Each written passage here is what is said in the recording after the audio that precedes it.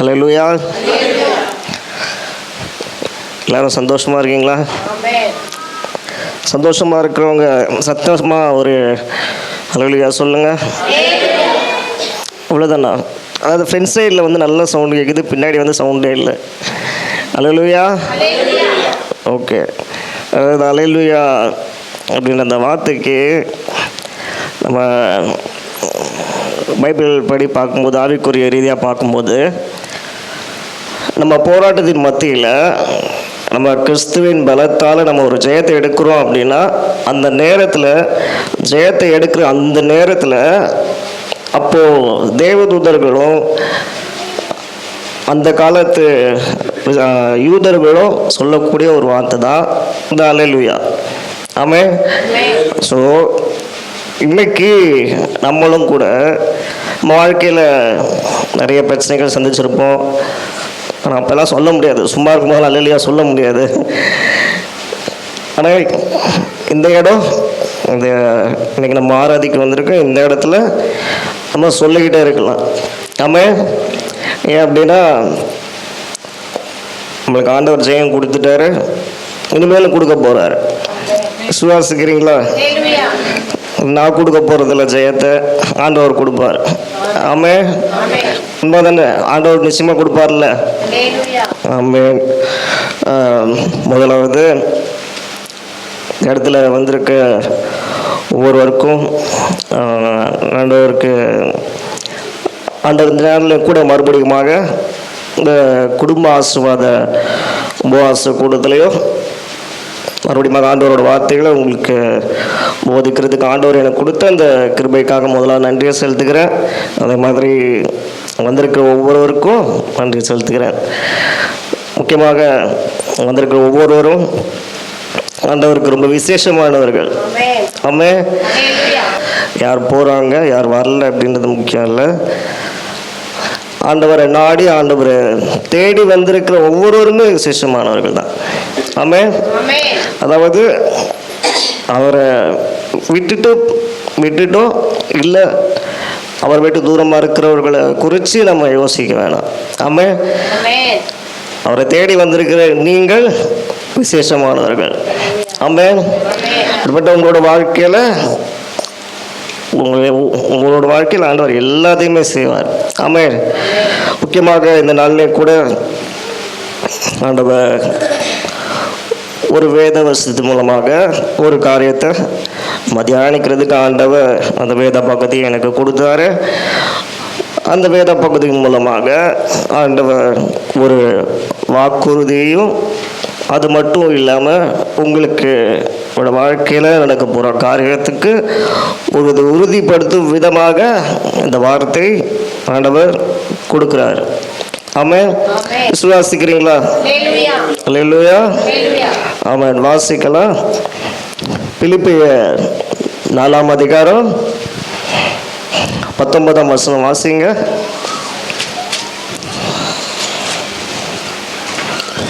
பிலிப்பியர் 4ஆம் அதிகாரம்.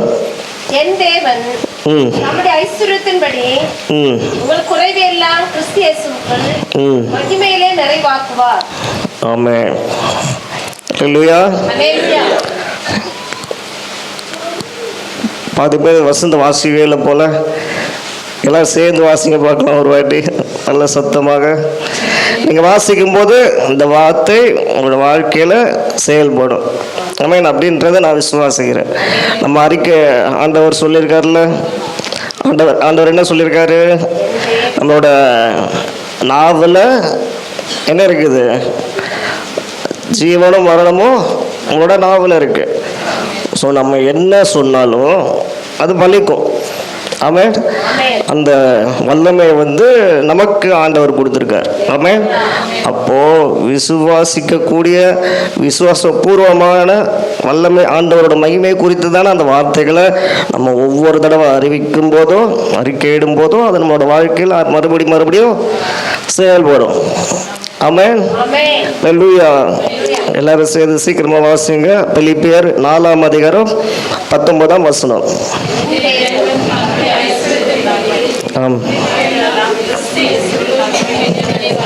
நிறைவாக்குவார். ஆமென். அல்லேலூயா, அல்லேலூயா, ஆமென். அதே மாதிரி வந்து நான் சொன்ன மாதிரி அல்லேலூயா அப்படின்ற அந்த வார்த்தையை வந்து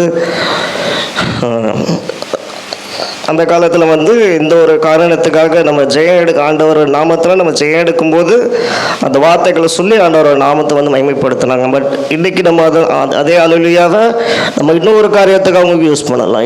எங்கெங்கே எந்தெந்த மூலைகளில் நம்மளோட குளிர் கருவிகளால் நம்மளுக்கு வந்து ஒரு குளிர் உறக்கம் வருகிறதோ அந்த சூழ்நிலைகள் எல்லாம் அல்லேலூயா சொல்லலாம். அல்லேலூயா. ஏன்னா நம்மளுக்கு ரொம்ப குளிர்ச்சியாக இருக்குது, அது முக்கியமாக நமக்கு வந்து நார்மலாக இருக்க டைம்லலாம் கூட வந்து நம்மளுக்கு தூக்கம் வராது. அது எப்போ நம்ம வந்து வேத வசனத்தை நம்ம வாசிக்கிறோமோ ப்ரேயர் பண்ணுறோமோ அந்த டைமில் நமக்கு ரொம்ப அருமையான ஒரு உறக்கம் வரும். ஐ உண்மை தானே? உண்மை தானே? அது என்ன சவுண்டே காணும். எத்தனை பேர் தூங்கியிருக்கோம்? நானும் தூங்கியிருக்கேன். நான் முன்னாடி சர்ச்சைக்கு போகும்போதெல்லாம் தூங்கியிருக்கேன். இப்போ தூங்குறதுக்கு வாய்ப்பு இல்லை, ஏன்னா நம்ம நடத்துறதுனால எனக்கு அது தூக்கம் வர மாட்டேங்குது. ஆமென். கூடிய சீக்கிரத்தில் உங்களுக்கும் அதே சூழ்நிலை வரும்ன்றதை நான் விசுவாசிக்கிறேன். ஆமென், ஆமென். அப்படியாக இந்த நாளில் நான் ஆரம்பத்திலே சொன்ன மாதிரி இந்த நாள்லேயும் இந்த இடத்துக்கு இந்த குடும்ப ஆசீர்வாத உபவாச கூட்டம் அப்படின்னு நம்ம நடத்தக்கூடிய இந்த கூட்டத்திற்கு நீங்கள் வந்திருக்க ஒவ்வொருவருடைய கூட்டம், ஒவ்வொருவரும் உங்களோட குடும்பங்கள் ஆசீர்வதிக்கப்படணும். ஆண்டவர் உங்களுக்கென்று வைத்திருக்கிற அந்த ஆசீர்வாதத்தை உங்களோட குடும்பம் பெற்றுக்கொள்ளணும் அப்படின்றது தான் ஆண்டவர் வாஞ்சிக்கிறாரு. நம்மளும் அதை தான் வாஞ்சிக்கிறோம். ஆமென். அதன் நோக்கத்தின்படியே இந்த கூட்டத்தை நாம் நடத்தி கொண்டிருக்கிறோம். அதன்படி இந்த நாளில் கூட இந்த வசந்த மூலமாக ஆண்டவர் உங்கள் குடும்பங்களுக்கு ஆண்டவர் சொல்லக்கூடிய அந்த வார்த்தை என்னது சொல்கிறார்? இந்த வசனத்தில் என்ன சொல்லியிருக்கு? அதாவது இங்கே வந்திருக்கிற விசேஷமான உங்கள் எல்லாருக்கும் உங்களுடைய குடும்பங்களுக்கு ஆண்டவர் சொல்கிற வார்த்தை, நம்ம எல்லாரோட தெய்வம். ஆமென். நம்மளுடைய தெய்வம் அவருடைய அவருக்கு ஐஸ்வர்யம்னு சொல்லும்போது அவருக்கு நம்ம அதாவது நம்ம இந்த பூலோகத்தில் நம்ம பார்க்கக்கூடிய இந்த ப்ராப்பர்ட்டிஸ் ஐஸ்வர்யம், அதாவது இது நல்ல சொத்து, பணங்கள், புகழ்ச்சி, அதே மாதிரி அதிகார பலங்கள், எல்லாமே திறமைகள், இது எல்லாமே அது எல்லாத்தையுமே ஐஸ்வர்யம்னு சொல்லுவாங்க. ஆமாம். அதை வந்து ஐஸ்வர்யம் என்று அந்த வார்த்தையை வந்து பயன்படுத்துவாங்க பைபிளில். அப்படி பரலோக ராஜ்யத்தில் ஆண்டவர் வந்து நம்ம பார்க்குற இந்த ஐஸ்வர்யத்தை விட மேலான ஐஸ்வர்யத்தை வச்சிருக்காராம். ஆமாம். உங்களுக்கு தெரியுங்களா? யாருக்கெல்லாம் தெரியும்? ஆண்டவர்கிட்ட ஐஸ்வர்யம் வந்து இருக்கிற ஐஸ்வர்யம் வந்து ரொம்ப விசேஷமானதுன்னு எல்லாருக்குமே தெரியும்ல. விசுவாசிக்கிறீங்க தானே? அதாவது நம்ம பார்க்குற இந்த காரு, இந்த பணம், இது எல்லாத்தையும் விட ஆண்டவர்கிட்ட இருக்கிறது வந்து இது எல்லாத்தையும் விட விசேஷமானதுல. ஆமாம். அப்படி இருக்க அந்த ஐஸ்வர்யத்தை தான் ஆண்டவர் வந்து இந்த வசனத்தில் வந்து குறிப்பிட்டார். அவர் வைத்திருக்கிற ஐஸ்வர்யம். ஆமாம். அவர் வைத்திருக்கிற அந்த ஐஸ்வர்யத்தின்படியே நம்மளுடைய குறைவுகளை எல்லாத்தையும் கிறிஸ்து இயேசுக்குள்னு வரும்போது, கிறிஸ்து இயேசுவினால் நம்மளுடைய உங்களுடைய இங்கே வந்திருக்கிற ஆண்டவருக்கு ரொம்ப விசேஷமான உங்களுடைய குடும்பங்களுக்கு இருக்கக்கூடிய எல்லா குறைவுகளையும் ஆண்டவர் நிறைவாக்குவேன் என்று இந்த வாக்கின்படி சொல்றார். ஆமென். அல்லேலூயா. ஆமென். விசுவாசிக்கிறீங்களா? அல்லேலூயா. ஆமென். இந்த பிலிப்பியர் புஸ்தகத்தை எழுதுறது பார்த்தீங்கன்னா பவுல், அப்போஸ்தலர் பவுல் இந்த வேத பகுதியை பிலிப்பியர் சபைக்கு வந்து பிலிப்பியர் ஜனங்களுக்காக ஆண்டவர் பிலிப்பியர் தேசத்துக்கு எழுதினார். ஆமென். அந்த வறுமையில் இருந்த கிறிஸ்தவர்களுக்கு போராட்டங்கள் மத்தியில் பயணம் செஞ்சு கொண்டிருந்த அந்த கிறிஸ்தவர்களுக்கு வெறுமையான ஒரு வாழ்க்கையை வாழ்ந்துட்டு இருந்த அந்த கிறிஸ்தவர்களுக்கு ஆண்டவர் அன்னைக்கு அப்போஸ்தலர் பவுல் மூலமாக இந்த ஒரு வாக்கை கொடுத்து ஆசீர்வதித்து நிறைவேற்றினார். ஆமென். இன்னைக்கு இந்த நாள்லையும் கூட உங்களுக்கு அந்த வாக்கை ஆண்டவர் கொடுக்கிறார். அல்லேலூயா. இது இந்த வார்த்தை அவர் சொன்னது, ஆண்டவர் இந்த ஒரு வார்த்தையை சொன்னாலும் அதை மறக்க மாட்டார். கரெக்டா? உண்மையா இல்லையா? நம்ம கூட ஒரு வார்த்தை சொல்லிடுவோம், உங்களுக்கு தெரிஞ்சவங்க வீட்டை அது பண்ணுவோம் இது பண்ணுவோம், அங்கே வரோம் இங்கே வரோம் எல்லாமே சொல்லுவோம். ஆனால் நம்ம என்ன பண்ணுறோம், சில டைமில் நம்ம விட்டுருவோம். கரெக்டாக? உண்மையா இல்லையா? ஏன்னா அது மனிதர்களுடைய எபிலிட்டி, திறன் அவ்வளோதான். ஆமாம். இப்படி மனிதர்களுடைய அந்த பலம்ன்றது அந்த அளவுக்கு தான், ஒரு லிமிட்டுக்கு மேலே செயல்படாது. ஆனால் ஒரு சில விஷயங்கள் ஆண்டவருக்கு பார்த்தீங்கன்னா அதுக்கு முடியாதுன்றது எதுவுமே இல்லை. ஆமாம். ஸோ அதனால தான் ஆண்டவர் எதை சொல்கிறாரோ அதை நிறைவேற்றிடுவார். ஏன்னா அவருக்கு தடைன்றது ஒன்று கிடையாதுல்ல.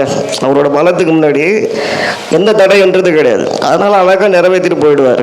ஆமாம். ஆனால் நம்ம என்ன பண்ணணும், அதுக்கு சின்ன ஒரு நம்பிக்கையை மட்டும் கொஞ்சம் ஸ்ட்ராங்காக வைக்கணும். அதை மட்டும் வச்சுட்டா நம்மளோட வாழ்க்கையில் அது அப்படியே நிறைவேறும். உண்மை தானே? உங்களோட வாழ்க்கையில் நிறைவேறிக்கா? இது வரைக்கும் ஆண்டவர் சொன்ன காரியங்கள் உங்களுக்கு வாக்கு கொடுத்தது நிறைவேறியிருக்கா? யாருக்கெல்லாம் நிறைவேறியிருக்க?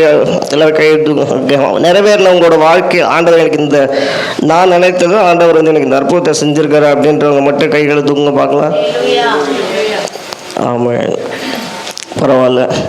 பாதி பேர்களுக்கு இன்னும் ஆண்டவர் அவங்க வேண்டிக் கொண்டு இருக்கிற வேண்டுதல் நிறைவேறவே இல்லை போல. அதை நிறைவேற்றுவார் அப்படின்றது மறுபடியும் இந்த வசனமோடைய உங்களுக்கு சொல்றார். ஆமாம். ஒருவேளை இதுவரைக்கும் உங்களோட வாழ்க்கையில் நீங்கள் இதுவரைக்கும் வேண்டிக் கொண்டிருக்கிற காரியம் நிறைவேறாமல் இருக்குது அப்படின்னா, இன்னைக்கு இந்த வசனம் மூலமாக அவர் சொன்னதின்படி, நீங்கள் கேட்டதின்படி அவர் நிறைவேற்றுவேன் என்று ஆண்டவர் உங்களுக்கு வாக்கு கொடுக்கிறார். ஆமென். விசுவாசிக்கிறீங்களா இல்லையா? இந்த வாக்கு அவர் சொன்னபடி உங்களோட குடும்பங்களில் இருக்க காரியங்கள் எல்லாவற்றிலையும் நிறைவேறும். ஆமென். நல்லா கவனிச்சிங்க. அப்படி இந்த வசனம் மூலமாக ஆண்டவர் சொன்ன இந்த முழு வசனம் மூலமாக நமக்கு ஒரு குறிப்பாக ஒரே ஒரு லைனில் நான் சொல்லிடுறேன். ஒரே ஒரு விஷயந்தான் இந்த வசனம் மூலமாக நம்மளுக்கு கொடுக்குற ஒரு முக்கியமான ஒரு மெசேஜ் என்ன அப்படின்னு கேட்டிங்கன்னா, குறைவுகளை நிரப்பும் தேவன். ஆமென். அதாவது என்னது மறுபடியும் சொல்லுங்க, குறைவுகளை நிரப்பும் தேவன். அல்லேலூயா. அதாவது இந்த வசனம் மூலமாக என்ன நம்மளுக்கு தெளிவாக புரியப்படுத்துறார் அப்படின்னா, ஆண்டவர் குறைவுகளை எல்லாத்தையுமே அது எதுவாக வேணா இருக்கலாம். ஆமாம். நம்மளோட திறமையில் இருக்கலாம், நம்மளோட அறிவில் இருக்கலாம், நம்மளோட வசதிகளில் இருக்கலாம், நம்மளோட சந்தோஷத்தில் இருக்கலாம், அது எதுவாக வேணா இருக்கலாம். அது எந்தெந்த காரியங்களில் குறைவு ஏற்பட்டு இருக்கோ அந்த காரியத்தில் ஆண்டவருடைய அந்த ஐஸ்வர்யத்தின் மூலமாக அவர் நிரப்புவார் அப்படின்றத சொல்றார். ஆமென். வெறுமையாக இருக்கக்கூடிய அந்த காரியங்கள் எல்லாம், ஆமென், அந்த இடத்துல ஆண்டவர் நிரப்புவேன்னு சொல்றார். அல்லேலூயா. விசுவாசிக்கிறீங்களா? நிச்சயமா இந்த வார்த்தையின்படி இந்த வார்த்தை உங்களோட வாழ்க்கையில் செயல்படுன்றதை நான் விசுவாசிக்கிறேன். நீங்கள் விசுவாசிக்கிறீங்களா? நீங்கள் விசுவாசிங்க. உங்களோட வாழ்க்கையில் நீங்கள் அவரோட மகிமையை காண்பீங்க. ஆமென். அல்லேலூயா. ஆமென்.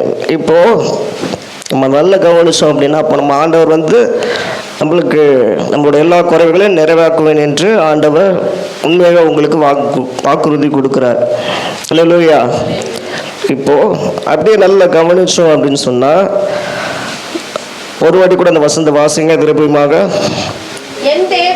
என் தேவன் தம்முடைய ஐஸ்வர்யத்தின்படி நம்மளோட குறைவுகள் எல்லாத்தையும் கிறிஸ்து இயேசுவுக்குள் மகிமையிலே நிறைவாக்குவார்.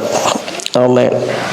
ஆண்டவர் குறைவுகளை நிறைவாக்கும் தேவன்தான். ஆமாம், குறைவுகளை நிறைவாக்கும் தேவனாக நம்மளோட வாழ்க்கை என்னென்ன குறைவுகள் இருக்கோ அந்த குறைவுகள் எல்லாத்தையும் நிறைவாக்குவார். ஆமென். அதுதான் செய்வேன் அப்படின்றத ஆண்டவர் சொல்லுவார். இப்போ எல்லாருக்குமே நிறைவாக்குவாரா அப்படின்னு கேட்டிங்களா?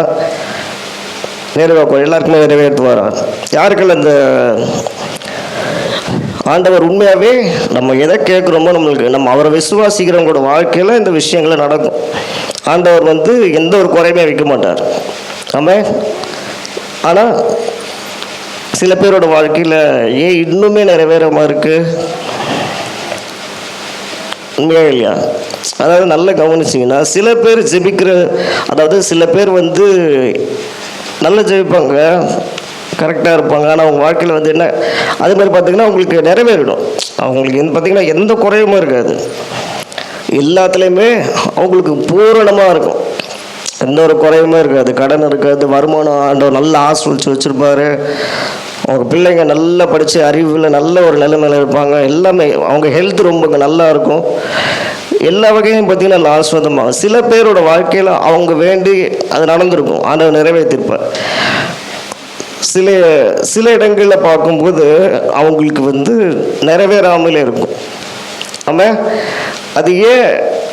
அவங்க ரொம்ப நாள் ஜெபிச்சுட்டு இருப்பாங்க. ஆமாம். அதாவது ஆண்டவர் குறைவுகளை நம்மளோட வாழ்க்கையை நிறைவாக்க போகிறார் அப்படின்னு சொல்லக்கூடிய இந்த சூழ்நிலைகளில் நம்ம இன்னொரு காரியத்தையும் இந்த வசனம் மூலமாக ஆண்டவர் நமக்கு உணர்த்த வல்லவராக இருக்கிறார். ஆமாம். ஆண்டவர் குறைவுகளை நிறைவாக்குவார். ஆனால் ஏன் சில நேரங்களில் நம்மளோட வாழ்க்கையில் அந்த குறைவுகள் நிறைவாக மாட்டேங்குது? ஏன் நம்ம பல நாட்கள் வேண்டியும் பல நாட்கள் நம்ம ஜெபித்தும் பல ஆராதனைகளை கலந்துக்கிட்டும் ஏன் இன்னுமே சில பேரோட வாழ்க்கைகளில் இன்னுமே அந்த சில நிறைவு இல்லாமல் சில இடங்களில் அப்படியே குறைவாகவே இருக்குது? சில கச்சாடிகள் எல்லாமே இன்னும் நிறையாமலே இருக்குது, தெரியுமா? அந்த கச்சாடிகள் இன்னும் நிறையாமல் இருக்குது. ஏன் அப்படின்னா, இந்த வசனத்தில் ஏன் அந்த மாதிரி சில பேரோட வாழ்க்கையில் இன்னும் நம்மளோட வாழ்க்கையில் ஏன் அது நிறைவேறாமல் இருக்குது அப்படின்ற ஒரு விஷயத்தை நம்ம தெரிஞ்சுக்கிட்டோம் அப்படின்னு சொன்னால், அந்த பிரச்சனையை சரி பண்ணுவாச்சு அப்படின்னு சொன்னால், நம்மளோட அந்த கச்சாடிகளை ஆண்டவர் நிரப்புறதுக்கு எந்த பிரச்சனையும் இருக்காது. இல்லையா? உண்மையா இல்லையா? நம்ம கூட நம்மளுக்கு தெரிந்தவர்களோ யாராக இருக்காங்கன்னு வச்சுக்கோங்க, அவங்களுக்கு நம்ம ஏதாவது அவங்க ஒரு சில விஷயங்கள் ஆசைப்படுறாங்க, இல்லை ஒரு உதவிகளை கேட்குறாங்கன்னு வச்சுக்கோங்க, நம்ம அவங்களுக்கு செய்யணும் அப்படின்னு சொன்னால், அப்போ அவங்க நம்மக்கிட்ட சரியான வகையில் நம்ம பழகினாலோ இல்லை நம்மளுக்கு எதாவது செஞ்சிருந்தாலோ அப்போ தான் நம்ம செய்வோம். இதுதான் பொதுவான வழக்கம். கரெக்டாக? உண்மையாக இல்லையா? நமக்கு யாராவது செஞ்சாலும் நம்மளை புகழ்ந்து பேசினாலும் அப்படியெல்லாம் இருந்தால் தானே நம்ம மற்றவங்களுக்கு நல்லா செய்வோம். உண்மையாக இல்லையா? அதே போல தான் ஆண்டவர். ஆமாம்.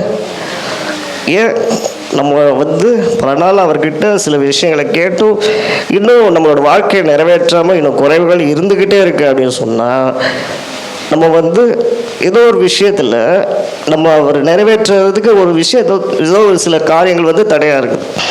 ஆமாம். அந்த தடைகளை நம்ம என்ன அப்படின்றத நம்ம தெரிஞ்சுக்கிட்டு அதை நம்ம கிளியர் பண்ணிட்டோம், நம்மளுக்கு எந்த விஷயம் தடையாக இருக்குது அப்படின்றத தெரிஞ்சுக்கிட்டோம் அப்படின்னா நம்மளுக்கு அவர் நிறைவேற்றுவதற்கு எந்த பிரச்சனையும் கிடையாது. இதுதான் உண்மை. அல்லேலூயா. ஆண்டவர் எல்லாரோட குறைவுகளையும் நிறைவாக்கக்கூடியவர் தான். ஆனால் சில விஷயங்கள்னால தான் சில பேரோட வாழ்க்கையில் சில குறைகளை ஆண்டவர் இன்னுமே இன்னும் சில குடும்பங்களில் கூட இன்னும் அதிகமான அந்த அவங்களோட ஆசீர்வாதங்களுக்கு இன்னும் ஆண்டவர் ஸ்டாப் பண்ணியே வச்சுருக்கார். அல்லேலூயா.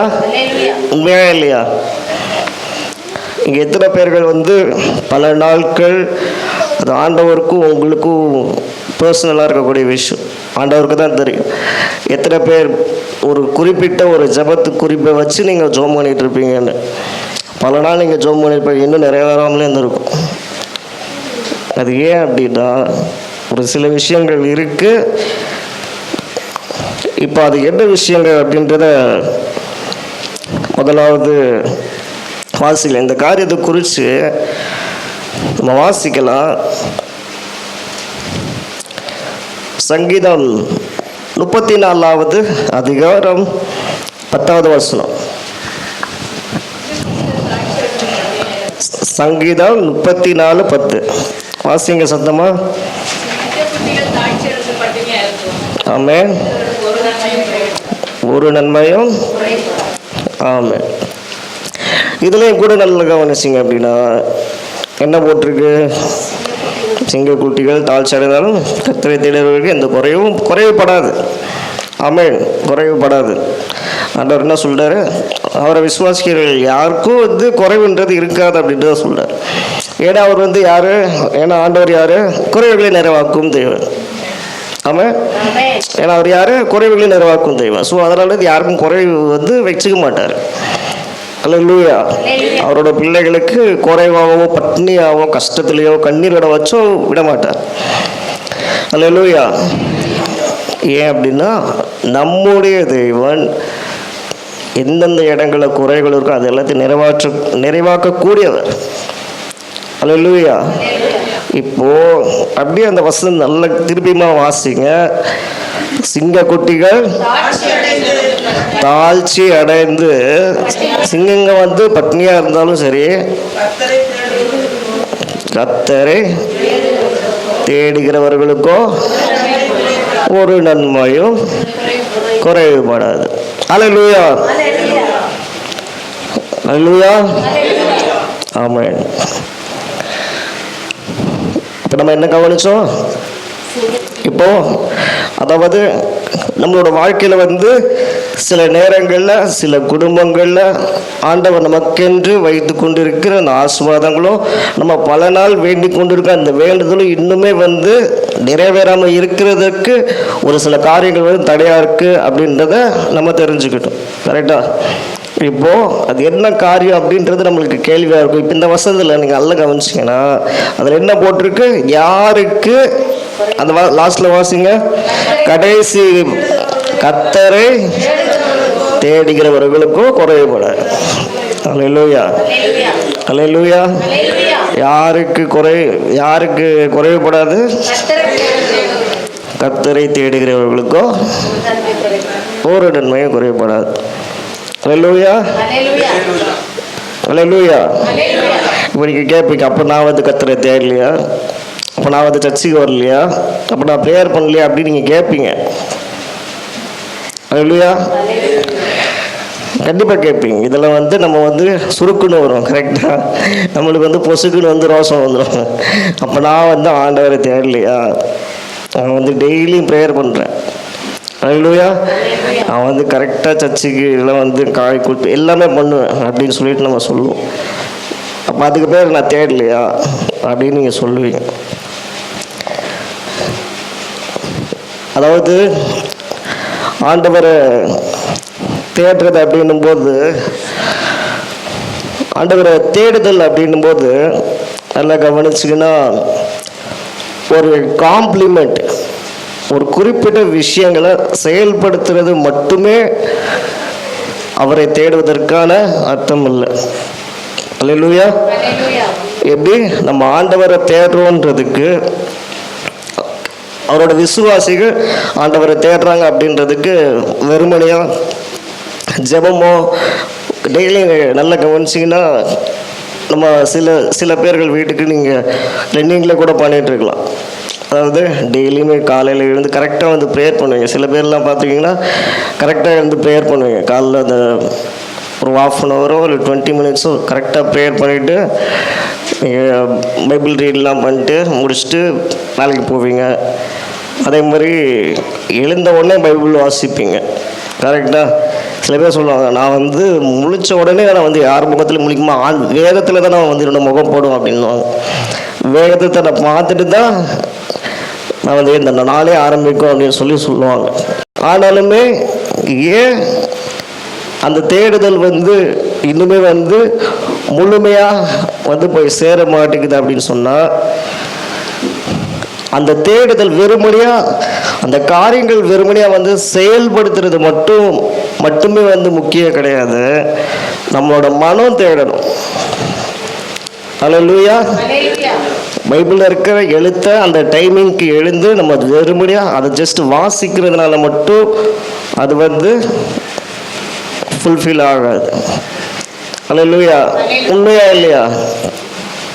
நம்ம வெறுமனையாக மனப்பாட வசனமோ நம்ம எல்லாமே வந்து பண்ணுவோம், வெறுமனையாக அதை செய்கிறதுனால எந்த பிரயோஜனமும் கிடையாது. அல்லேலூயா. நீங்கள் நல்லா கவனிச்சிங்க அப்படின்னா, உங்களுக்கு தானியலை பற்றி உங்களுக்கு தெரிஞ்சிருக்கும். கரெக்டாக? தானியல் நீங்கள் அப்போ சொல்லுவீங்க, நானும் தானியலை மாதிரி தானே வந்து 3 வேளை நான் ஜெபிச்சேன்னு சொல்லுவீங்க. உண்மையா இல்லையா? நானும் வந்து ஆண்டவர்கிட்ட வந்து டெய்லி 3 டைம் நான் ப்ரேயர் பண்ணுவேன். சாப்பிட்றதுக்கு முன்னாடி நான் ஜெபிப்பேன், தூங்குறதுக்கு முன்னாடி ஜெபிப்பேன், கரெக்டாக வந்து ஆராதிக்கிறதுக்கு போவேன் அப்படின்லாம் சொல்லுவீங்க. நம்ம சொல்லுவோம். இன்னைக்கு பல பேர்கள் வந்து நம்ம அப்படி தான் சொல்கிறோம். ஆனாலுமே வந்து நிறைவேற்றுறது ஆண்டவரோட அந்த சித்தமோ அவரோட ஆசீர்வாதமோ நம்ம பெற்றுக்கொள்ளாமலே இருக்கோம். ஆமென். ஏன் அப்படின்னா, அந்த மனப்பூர்வம் அப்படின்னு தானியலோட வாழ்க்கையை கவனிச்சிங்க அப்படின்னா,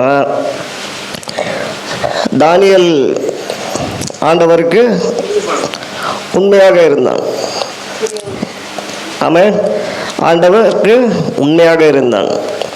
நல்லா கவனிச்சிங்க அப்படின்னா, தானியல் வந்து காலையில் அதாவது அந்த டெடிக்கேஷனுக்கும் நம்மளோட டெடிக்கேஷனுக்கும் என்ன வித்தியாசம் இருக்குன்னு நீங்கள் நல்லா கவனிச்சிங்கன்னா, தானியலோட வாழ்க்கையை எடுத்துக்கிட்டோம் அப்படின்னு சொன்னால் உங்களுக்கு தெளிவாக புரியும். தானியல் அந்த இடத்துல பாபிலோனிய அந்த தேசத்தில் ரொம்பவே வந்து ராஜாக்களுக்கு முன்னாடி ரொம்ப நம்பிக்கைக்குரியவனா பிரியமான ஒரு சேவகனாக இருந்தான். கரெக்டாக? ஒரு முக்கியமான ஒரு பொறுப்பில் இருந்தான். உண்மையா இல்லையா? அப்படி இருந்த தானியேலுக்கு எப்பவும் போல நம்மளை போலவே அவனுக்கு ஒரு பழக்கம் இருந்தது. என்னது அப்படின்னா, 3 வேளையும் ஜெபிக்கிற ஒரு பழக்கம் இருந்தது. அல்லேலூயா. 3 வேளையும் ஜெபிக்கிற ஒரு பழக்கம் இருந்தது. ஆனால் அதை தெரிஞ்சுக்கிட்டு அதை பார்த்து பொறாமை கொண்ட அவனோட உயர்வு பிடிக்காத சில பேர் என்ன பண்ணிட்டாங்க, ராஜா கிட்ட போயிட்டு தானியேல் அதாவது தானியேலை பற்றி தப்பாக சொல்லி அந்த 3 வேளை ஜெபத்திற்கு வந்து ஒரு தடையை விதிச்சான். அல்லேலூயா. அந்த ஜெபத்துக்கு தடையை விதிச்சான். கரெக்டா? அப்போ வந்து அந்த தடைக்கு என்ன பண்ணாங்க, அந்த நாடு முழுவதும் அந்த தடையை வந்து எல்லா ஜனங்களும் வந்து கீழ்ப்படுத்திட்டாங்க. அதை கீழ்ப்படியலை அப்படின்னா அதாவது அவர் அந்த சட்டத்துக்கு கீழ்ப்படியாத பட்சத்தில் தண்டனைக்கு வந்து கிடைக்கும்னு சொல்லிட்டு அந்த அரசர் வந்து சொல்லிட்டு ஆணையிட்டார். ஆமென். ஸோ அதனால் எல்லாருமே பயந்துட்டு வந்து அதை வந்து அப்படியே கீழ்ப்படிஞ்சிட்டாங்க. ஆனால் அப்படியே நம்மளோட தானியலோட வாழ்க்கையை எடுத்துக்கிட்டோம் அப்படின்னு சொன்னால், அவர் வந்து அவரால் இருக்க முடியுமா? தானியலால் இருக்க முடியல. ஆமென். தானியலால்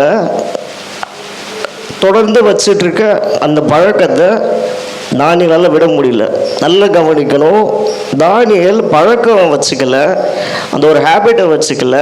தானியலுக்கு அது என்ன விஷயம் நடக்குது அப்படின்னா, தானியலை பொறுத்த வரைக்கும் அந்த 3 வேளையும் அவன் ஆண்டவர் கூட பேசுகிறவனா உரையாடல் செய்கிறவனா இருந்தான்.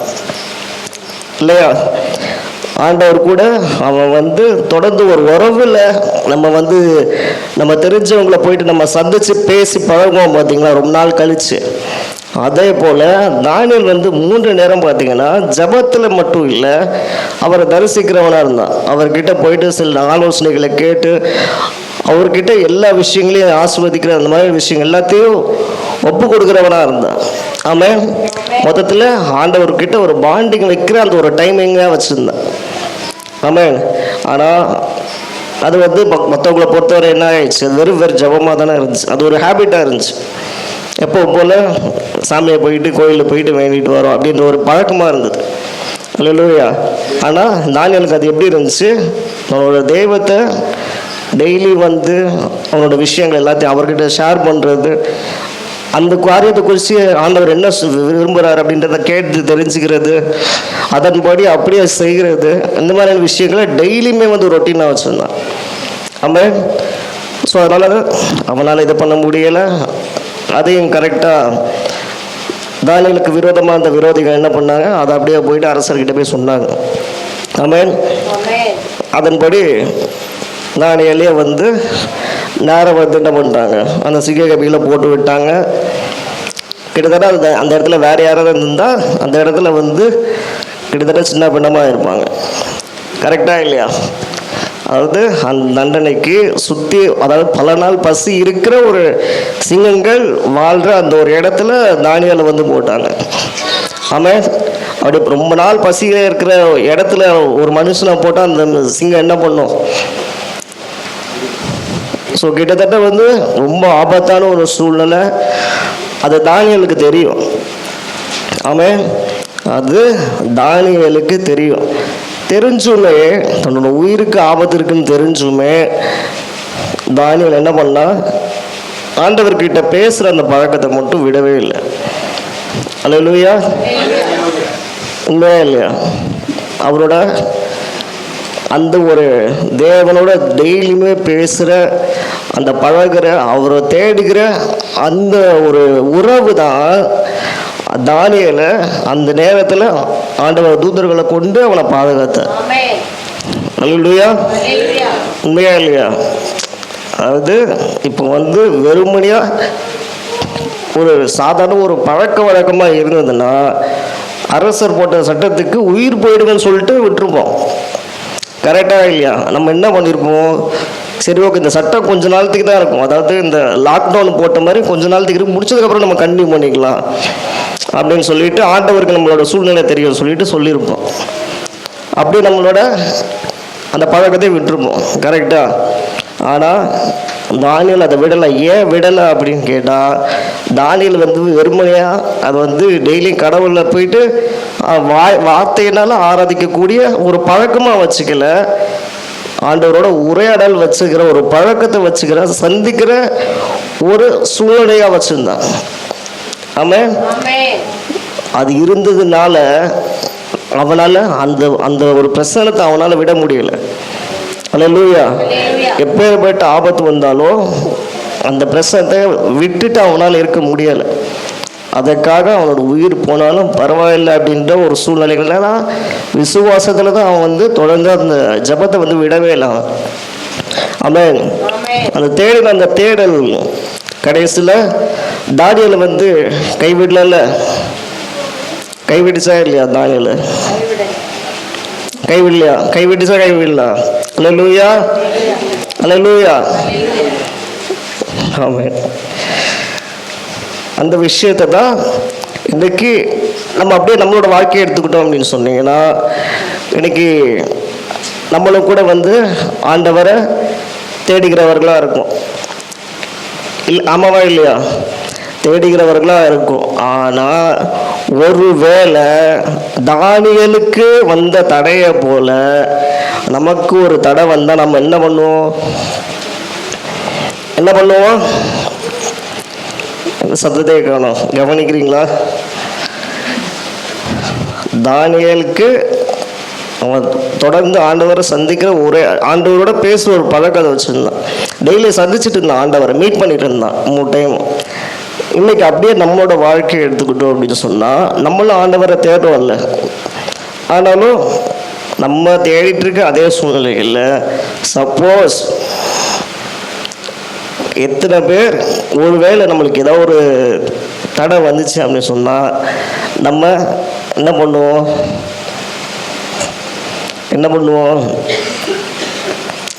நமக்கு இப்போ ஒரு ஒன்றும் இல்லை, வீட்டில் நம்ம வீட்டு ஜெபம் வச்சுருக்கோன்னு வச்சுக்கோங்க.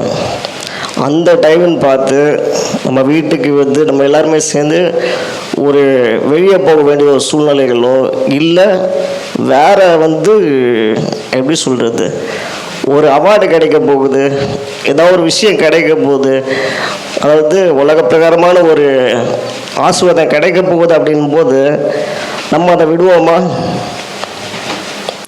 இல்லையா? அதாவது நம்மளுக்கு வந்து 1,00,000 ரூபாய் இப்போ ஒரு இடத்துக்கு வர சொல்லியிருக்காங்க.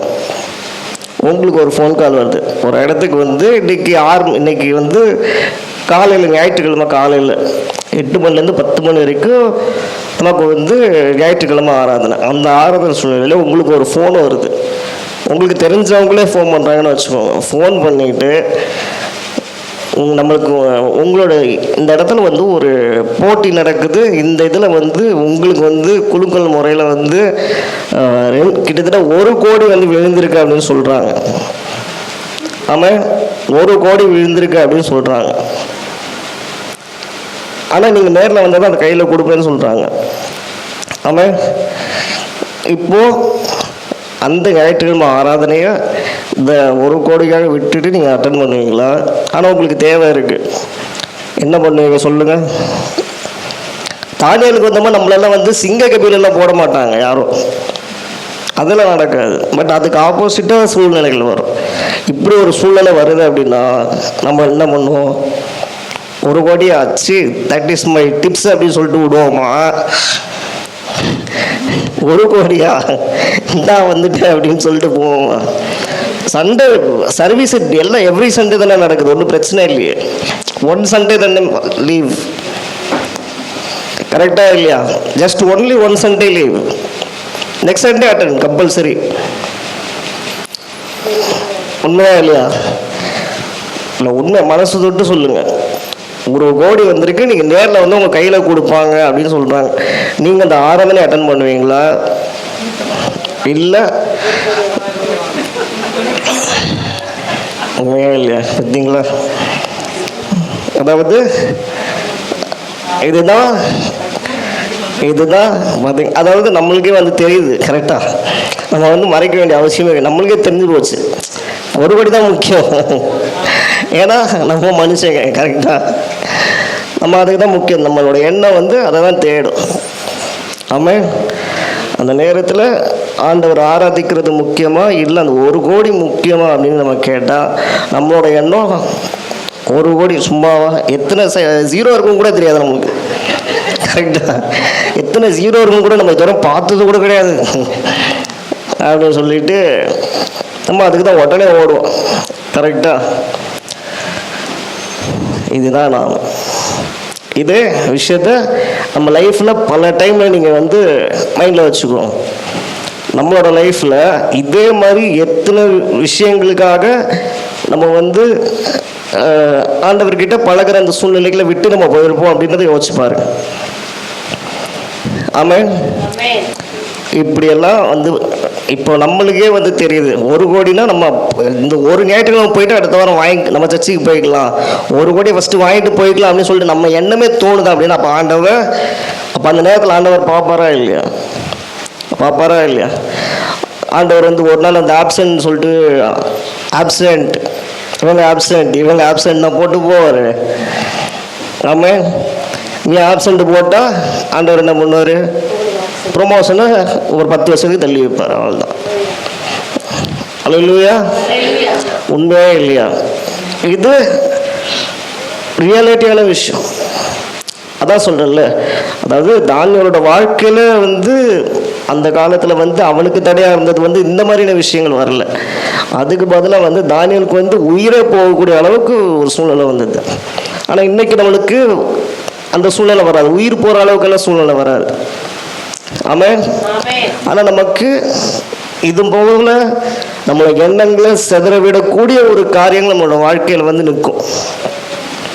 ஆமாம், அந்த விஷயத்தை விட்டுட்டு அந்த டைமில் அந்த ஒரு செகண்டில் நம்மளோட எண்ணம் எதை தேடி போய் போகுதுன்றது தான் விஷயம். ஆமாம், அந்த சூழ்நிலையை நம்ம இது போனாலும் பரவாயில்ல, அந்த ஆராதனையை மட்டும் விடக்கூடாது அப்படின்னு சொல்லிட்டு இந்த ஃபேமிலி ப்ரேயர் மட்டும் விடக்கூடாது. இதை மட்டும் நம்ம பைபிள் ரீடிங் டைம் மட்டும் விட்டுறக்கூடாது இப்படின்னு சொல்லிட்டு, அதாவது நான் சொல்கிறது வந்து வெறுமனே ஆராதனை மட்டும் கிடையாது. ஆமாம், ஆண்டவர் காரியங்கள் என்னென்ன காரியங்கள் இருக்கோ அந்த காரியங்கள் நீங்கள் ஃபிக்ஸ் பண்ணிக்கிட்டீங்கன்னா அதை நீங்கள் எந்த அளவுக்கு சின்சியரிட்டி காமிக்கிறீங்கன்றது, இந்த மாதிரி எவ்வளோ பெரிய விஷயம் வந்தாலும் நீங்கள் ஸ்கிம் பட்டு நீங்கள் அதில் இருக்கீங்க பார்த்தீங்களா, அதில் நான் ஆண்டவர் உங்களோட எண்ணம் உங்களோட மனசு எதை தேடி போகுதுன்றதை ஆண்டவர் பார்ப்பார். ஆமாம், அல்லேலூயா. உண்மையா இல்லையா? உண்மையா இல்லையா? ஆண்டவர் பார்ப்பாரா பார்க்க மாட்டாரா? இதுக்கப்புறம் அதாவது ஆண்டவர் என்ன விரும்புகிறாருன்னா, இதே போல் நம்மளுக்கு வந்து ஃபோன் கால்ஸ் வந்தோ இல்லை 1 கோடி ஆஃபர் வந்துருக்குன்னு சொன்னாலோ, நம்ம அதுக்காக எவ்வளோ பெரிய ஆசீர்வாதம் வந்தாலும் நம்ம அதாவது அந்த நேரம், அதாவது நம்ம அது வந்து அந்த நேரத்தை வந்து நம்ம அவருக்கு நம்ம கொடுக்க வேண்டிய ஒரு சூழ்நிலை. கரெக்டாக ஏன் அப்படின்னா வந்து கடைசி இதில் வந்து நான் சொல்கிறேன். ஆமாம், இதுதான் விஷயம். ஸோ இந்த வசனம், அதாவது இந்த வசனம் படி பார்க்கும்போது ஆண்டவர் முதல்ல என்ன போட்டிருந்துச்சு, அதாவது நம்மளோட வாழ்க்கையில் ஆண்டவருடைய அந்த நம்மளோட வாழ்க்கை இன்னும் குறைவாக இருக்கிறதுக்கு ஏன் காரணமாக இருக்குது, யாரோட, அதாவது நல்ல கவனிச்சிங்கன்னா, ஆண்டவர் எதை செய்ய சொல்கிறாரு, அவரை தேட சொல்கிறார். நம்மளோட எண்ணங்கள் அவரை தேடணும்னு சொல்லுது. ஆமாம், ஆனால் அதுக்கு நம்ம ஆப்போசிட்டாக பண்ணால், அப்படி இந்த மாதிரியான விஷயங்கள் நம்ம செய்கிறது நிமித்தமாக தான் நம்மளோட வாழ்க்கையில் இந்த நிறைவுகள் நிறையாமலே இருக்குது. அல்லேலூயா.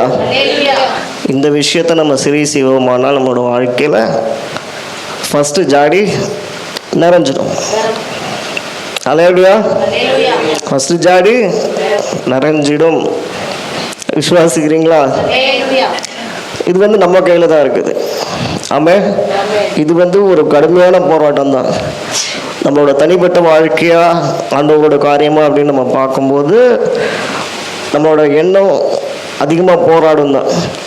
ஆமாம், ஆனால் அதை நம்ம ஜெயித்து நம்ம போகிறதுல தான் நம்மளோட ஆசீர்வாதமே இருக்குது. இதை நீங்கள் முயற்சி பண்ணி பாருங்கள். ஆமாம், இது வந்து உண்மையாக இல்லையான்றதை நீங்களும் சிந்திச்சு பாருங்கள். ஆண்டவர் என்ன சொல்லியிருக்காரு, சிங்கக்குட்டிகள் தாழ்ச்சி அடைந்தாலும் கர்த்தரை தேடுகிறவர்களுக்கோ நன்மை குறைபடாது. அல்லேலூயா. தேடாதவர்களுக்கு அவன் நன்மை குறைபடாதுன்னு சொல்லியிருக்கு. தேடாதவங்களுக்கா வந்து நன்மை குறைபடாதுன்னு சொல்லியிருக்கு? இல்லை, தேடுகிறவர்களுக்கோ நன்மை குறைபடாது. அல்லேலூயா. அல்லேலூயா. சிங்க குட்டிகள் பட்டினி கிடக்கும், ஆண்டவரை தேடுவோர்க்கு குறை இல்லையே. சிங்க குட்டிகள் பட்டினி கிடக்கும், ஆண்டவரை தேடுவோர்க்கு குறை இல்லையே.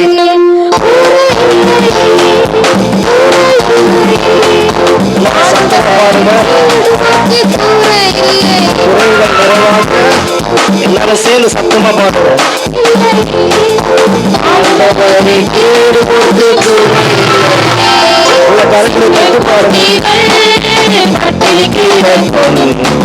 ஆண்டவரை தேடுவோர்க்கு குறை இல்லை. சிங்க குட்டிகள் பட்டினி கிடக்கும், ஆண்டவரை தேடுவோர்க்கு குறை இல்லை.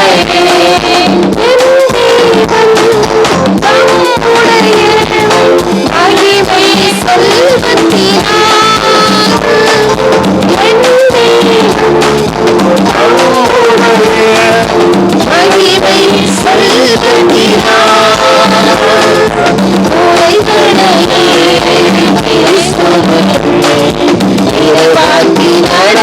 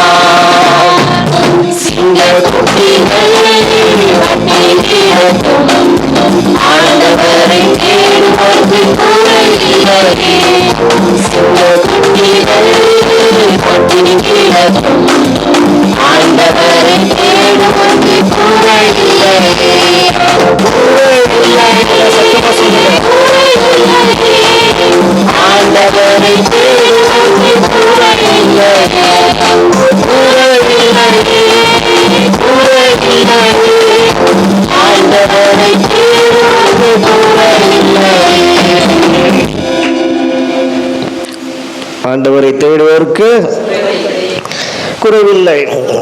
அல்லேலூயா, அல்லேலூயா. அப்படியாக நம்ம முதல்ல கவனித்ததான இந்த காரியங்கள், இந்த நாள் முதல் ஆண்டவரோட நம்மளோட வாழ்க்கையில் அந்த குறைவு நிறைவேறதுக்கு, எந்த ஒரு குறைவு இல்லாமல் இருக்கிறதுக்கு முதல்ல நம்ம என்ன செய்யணும்? எல்லாரும் சொல்லுங்க, என்ன செய்யணும்? கர்த்தரை தேடணும். ஆமென். தானியேலை போல சின்சியரா தேடணும். அல்லேலூயா. அதாவது இதனால எனக்கோ யாருக்கும் எந்த லாபமும் கிடையாது. ஆமென். அவர்கள் அவர்களுடைய வாழ்க்கைக்கு அவர்கள் பொறுப்பு. உண்மையா இல்லையா? உண்மையா இல்லையா? அதுதான் ஆண்டவர் இவங்களோட ஆசீர்வாதம் இவங்க கையில் கிடையாது, இவங்க ஆசீர்வாதம் அவங்க கையில் கிடையாதுன்னு சிம்பிளாக என்ன பண்ணிட்டாரு? அவன் கிரியைக்கு தக்க பலனை அவன் பெற்றுக்கொள்வான். அவன் அப்படியே நம்மளோட ஆசீர்வாதமும் நம்மளோட உயர்வும் தாழ்வும் எதுவுமே நம்ம கையில் இருக்கு. அவன் நம்மளோட வாழ்க்கை முறையில் இருக்கு. அல்லேலூயா. அதுல முதல் விஷயம், இருக்கக்கூடாத ஒரு விஷயம், இருக்க வேண்டிய விஷயம் எதை நம்ம பார்த்தோம்? அவரை தேடுகிறவர்களாக இருக்கணும், தேடாதவர்களாக இருக்கக்கூடாது. அல்லேலூயா. சும்மா அதான் சொன்னல, one week leave, every month fasting prayer அப்படின்னு கிடையாது. அல்லேலூயா. ஒரு விஷயத்தை நல்லா புரிஞ்சுக்கணும். இந்த இடத்துல நடக்கிற இந்த உபவாச கூட்டத்துக்கும் சின்சியராக வரணும். சிஎஸ்ஐ சர்ச்சில் நடக்கிற அந்த உபவாச கூட்டத்துக்கும் சின்சியராக போகணும். எஃப்எம்இபியில் நடக்கிற எல்லாத்துக்கும் அதுக்கும் சின்சியராக போகணும். ஆனால் நீங்கள் தான் டைம் ஸ்கெடியூல் போட்டுக்கணும். அல்லேலூயா. ஏன் அப்படின்னா, அதாவது பேர்கள் வேறு வேறையாக இருக்கலாம், ஆனால் எல்லாமே ஆண்டவரோட வீடு. அல்லேலூயா. இது எல்லாமே ஆண்டவர் ஆராதிக்கக்கூடிய ஒரு இடம். ஆமென். என்ன, நம்ம பேர் ஒரு வீட்டுக்கு ஒரு பேர் வச்சிருக்கோம், அவ்வளோதான் விஷயம். ஆமென். அப்படி நம்ம ஆராதிக்கக்கூடிய அவர் நம்மளோட இப்போ இந்த இடத்துல இருக்கார். அல்லேலூயா. நம்ம அவரை குறித்து நம்ம அறிக்கையிடும் போது, அவரோட வார்த்தைகளை தியானிக்கும் போது ஆண்டவராக இயேசு நம்மளோட இருப்பார். ஆமென். இந்த இடத்துல நம்ம ஒவ்வொரு நம்மளோட இருதயங்களை ஆண்டவர் பார்ப்பார். அல்லேலூயா. அப்படி இருக்கும்போது அவர் வருகிற அதே இடத்துக்கு நாமளும் அவருக்கு லீவ் விடாமல் நம்ம வரணும். அல்லேலூயா. அதே மாதிரி நீங்கள் பைபிள் வாசிக்கும் போது நீங்கள் வீட்டில் உட்காந்துருக்கீங்க, அந்த டைமுக்கு அவர் உட்காந்துருப்பார். அல்லேலூயா. அதே மாதிரி நீங்கள் குடும்ப ஜெபம் நீங்கள் பண்ணும்போது 2 நாள் 8 மணிக்கு பண்ணிவிட்டு 3ஆவது நாள் தூக்கம், ஃபங்க்ஷன்ஸ், கமிட்மெண்ட்ஸ், அவுட்டிங், ஜுரம், டயர்ட்னஸ், இது எல்லாத்தையும் வச்சு 2 நாள் லீவ் விட்டோம் அப்படின்னா நீங்கள் வர மாட்டீங்க, அவர் நிற்பார். ஆமென். அதாவது ஆண்டவர் என்ன சொல்கிறாரு? நீ என்னை தேடு, நான் உனக்கு வேண்டிய ஆசீர்வாதத்தை நான் உனக்கு கொடுப்பேன்ட்டார். எந்த குறைவெல்லாம் நான் வச்சுக்கிறேன்னு சொல்கிறாரு. உண்மையா இல்லையா? அதான் அவர் என்ன சொல்கிறாரு? நீ எல்லாத்தையும் விட்டுட்டு வான்னு சொல்லலை, எனக்கு கொடுக்க வேண்டிய நேரத்தை கொடு, என்னை தேட வேண்டிய நேரத்துக்கு தேடு. ஆமென். நம்ம தேடும்போது நான் உன்னோட வாழ்க்கையில் இருக்க குறைகளை நிறைவாக்குறேன் அப்படின்றார். அப்படி வாசிங்க, சங்கீதம் 6ஆம் அதிகாரம் 33வது வசனம் வாசிங்க. நம்மளோட கிறிஸ்தவர்களுடைய அடிப்படை வாழ்க்கை சட்டம் இது. வாசிங்க. மத்தேயு 6ஆம் அதிகாரம் 33வது வசனம். ஆமாம், மத்தேயு 6ஆம் அதிகாரம் 33வது வசனம்.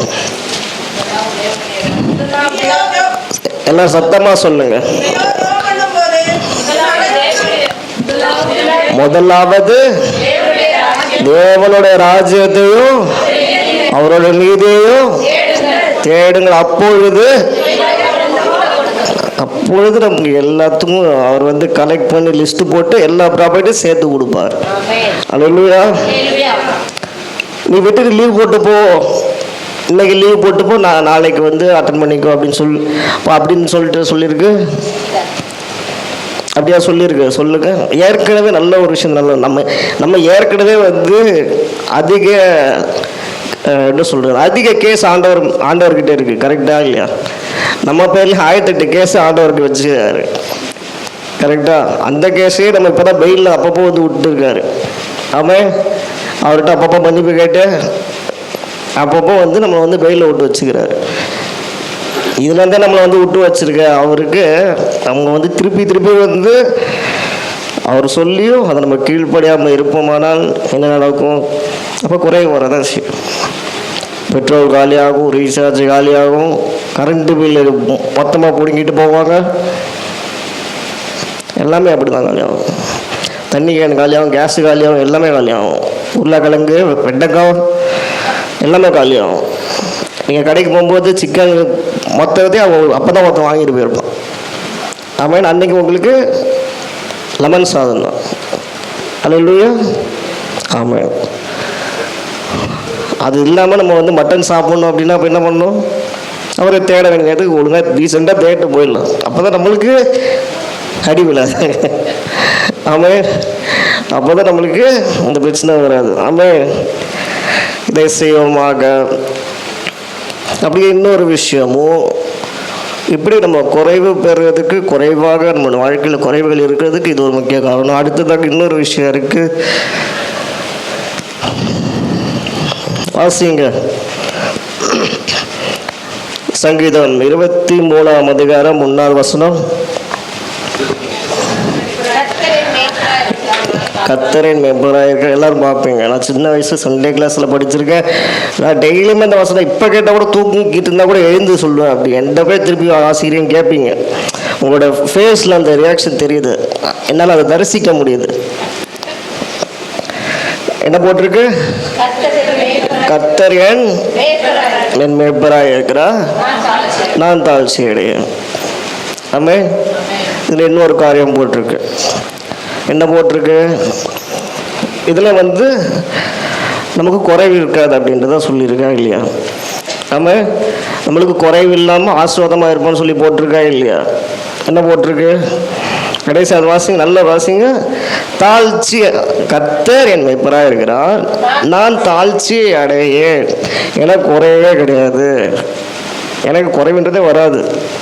எனக்கு எப்பவுமே ஆசீர்வாதமாக இருக்கும். ஆமென். ஆனால் முதல்ல நம்ம என்ன பார்த்தோம்? அவரை தேடுகிறவர்களுக்கும் குறையப்படாது. இப்போ இதில் என்ன போட்டிருக்கு? கர்த்தர் என் மேய்ப்பராய் இருக்கிறார், நான் தாழ்ச்சி அடையேன். ஆமென்.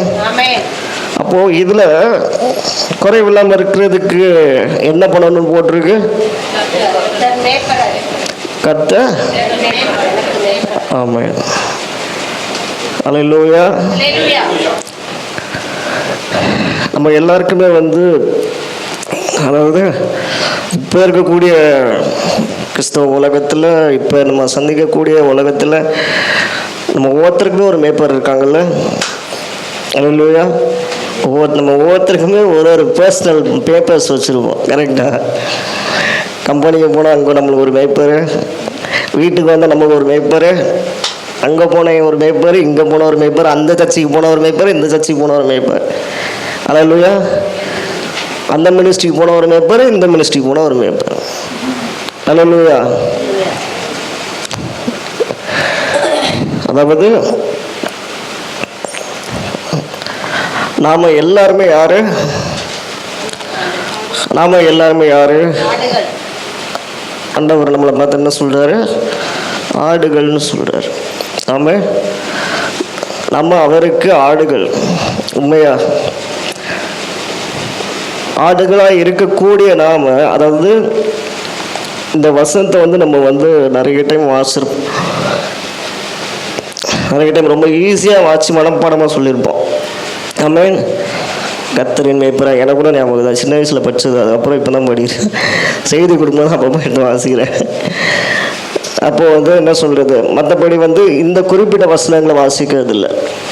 அதாவது இந்த வசனம் ரொம்ப ஈஸியாக, இதை வந்து ரீட் பண்ண அவசியம் கிடையாது, மைண்ட்லேயே இருக்கும். நம்ம எல்லாருக்குமே இருக்குது. கரெக்டாக?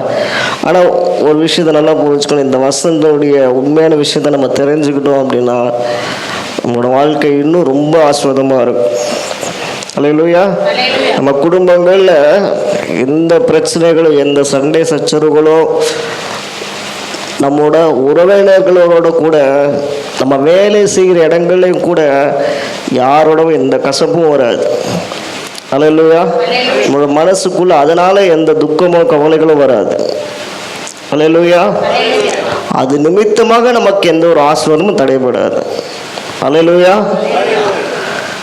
இன்னைக்கு அதாவது இன்னைக்கு நம்ம என்ன பண்ணுறோம் அப்படின்னா, அதுக்கு ஆப்போசிட்டாக இன்னைக்கு ஒவ்வொருத்தருமே மனசு தொட்டு சொல்லுங்க, இந்த இடத்துல ஆண்டவர் இருக்காரு. நம்ம மனசு தொட்டு சொல்லணும். மேய்ப்பர் அப்படின்னா அவங்க எல்லாருக்குமே தெரியும், வழி நடத்தக்கூடியவர். ஒவ்வொருத்தரோட மனசில் எனக்கு வச்சிருக்கோமா இல்லையா? உங்களோட மேய்ப்பர் யாரு? உங்களோட மேய்ப்பர் யாரா சிஸ்டர்? புரியல. இல்லை, பொய் சொல்றீங்க. உங்க மேய்ப்பர் யாரு? என்ன சிரிக்கிறீங்க? உங்களோட மேய்ப்பர் யாரு?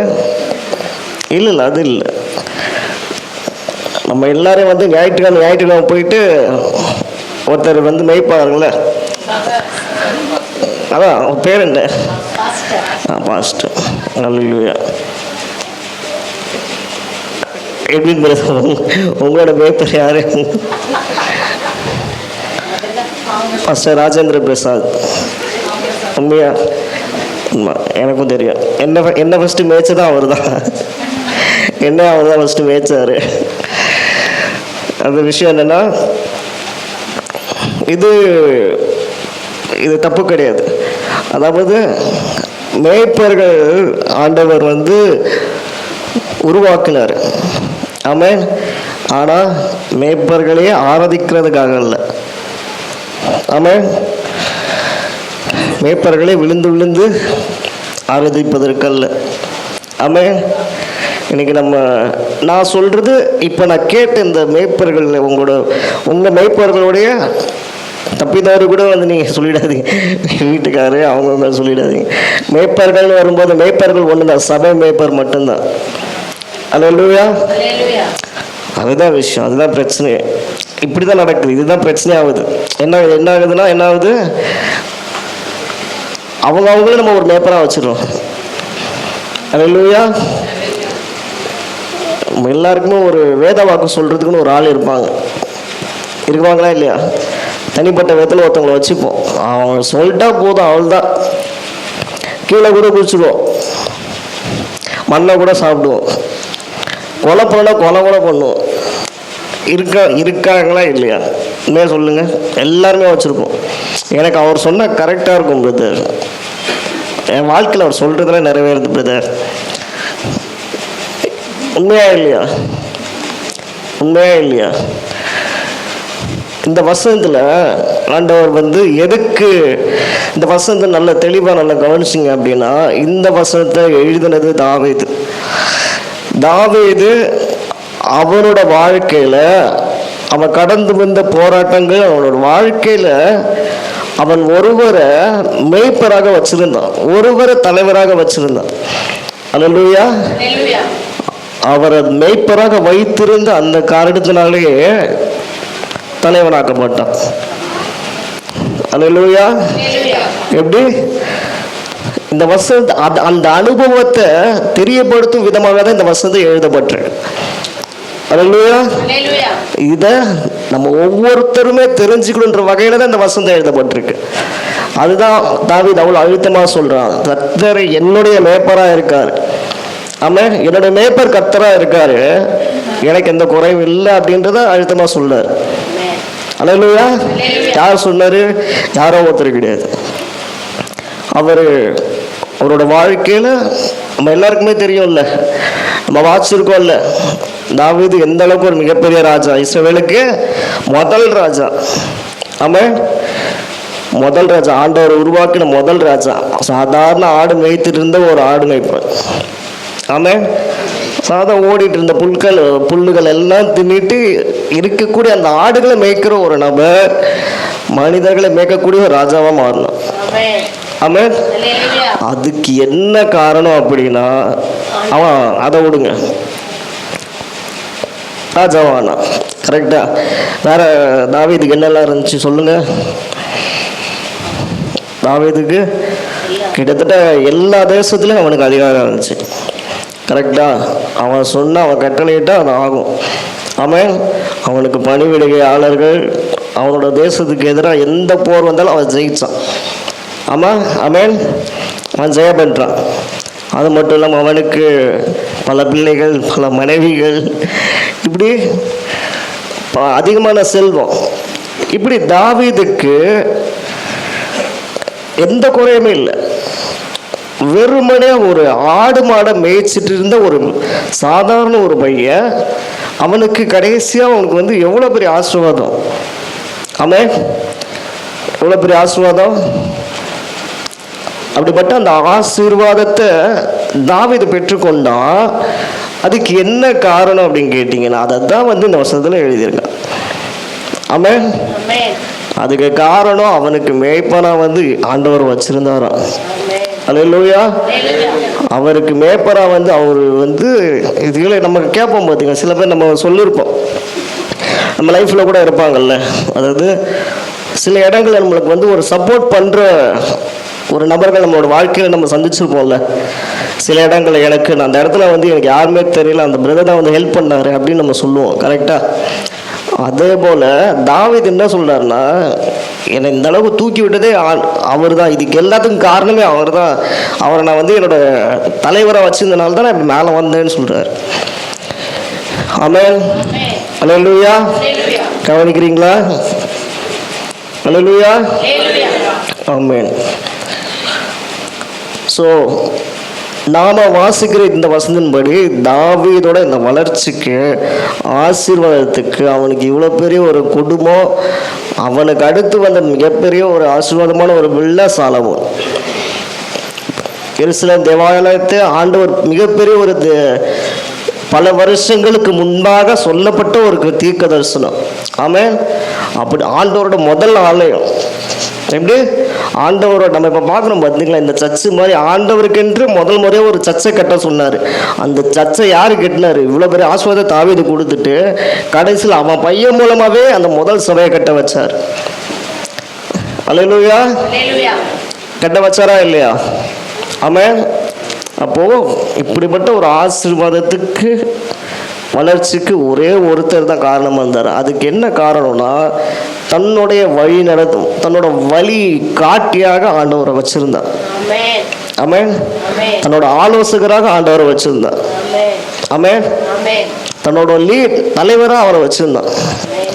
தன்னோட ஆவிக்குரிய தகப்பனாக அவரை வச்சிருந்தான். ஆமென்.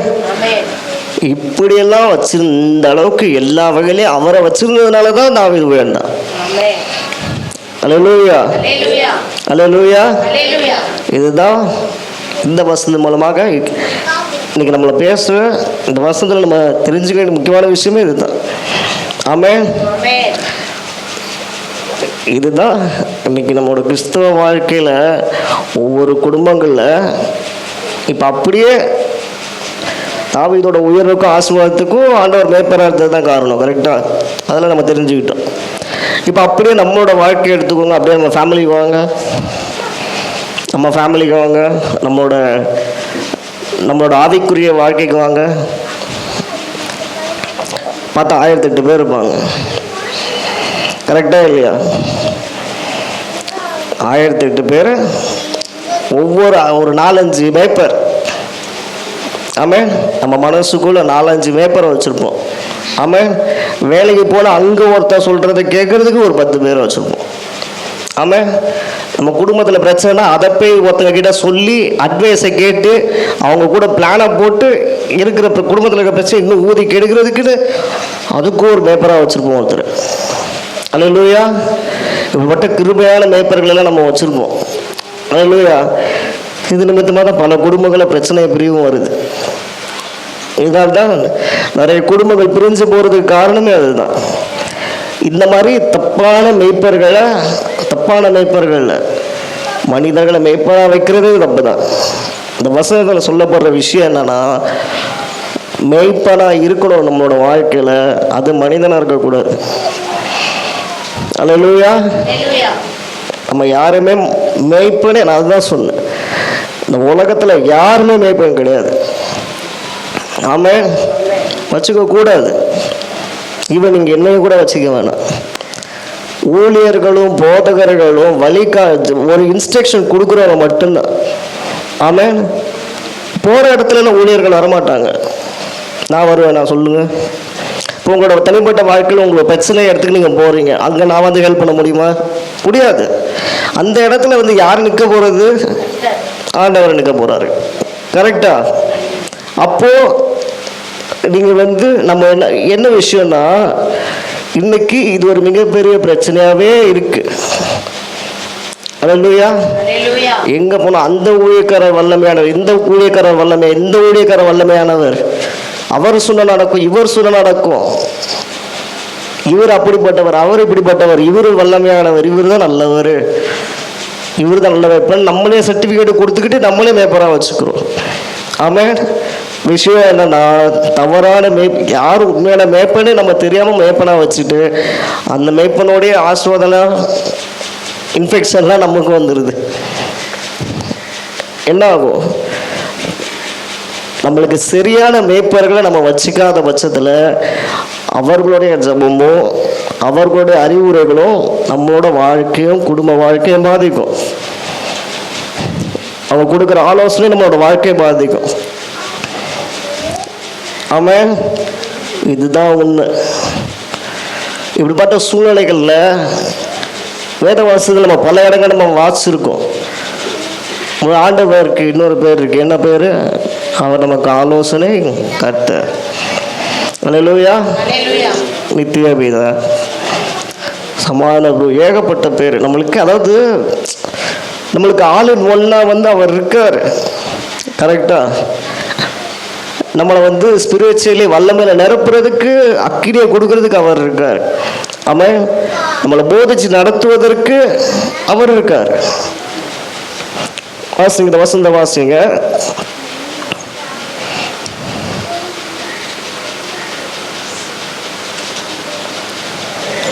யோவான் 10ஆம் அதிகாரம் 11ஆம் வசனம் வாசிங்க.